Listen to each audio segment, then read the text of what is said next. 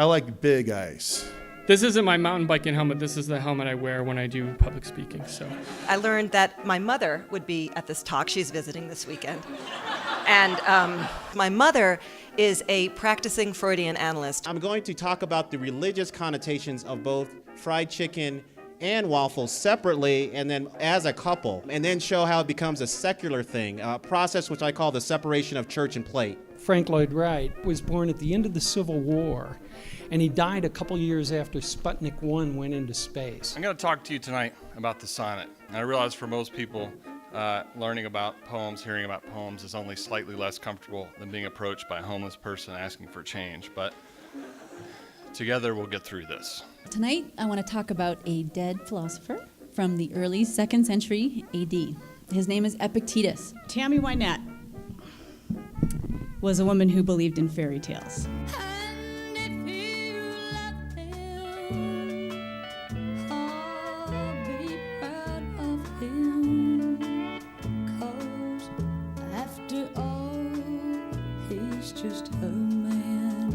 Sloppy craft is a term or expression that's used in the contemporary art world to refer to either a form of practice or a style of work that looks on the surface really badly made. Louis XIV, a famous crossdresser you may not have known. Love it, hate it, or if you're like me, a little of both.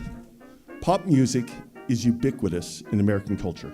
18,000 years ago, there was no Chicago or no New York or no Seattle. They were under 1,000 feet of ice.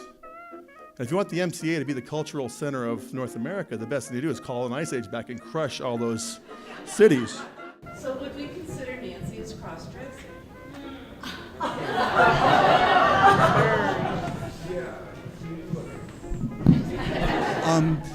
So I will refer you to, let me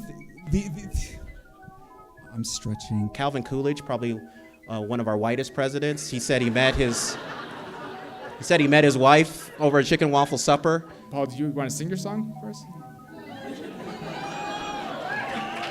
Sweet Saint Vitus, martyred physician, won't you come lay your hands upon me?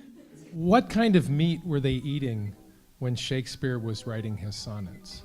I don't have a definitive answer for this because I'm not a Shakespearean, right? I mean, my taste is really more for the 20th century jerky sonnets. Rome has fallen, all is forgiven, and I'm shaking like a leaf on a cottonwood tree.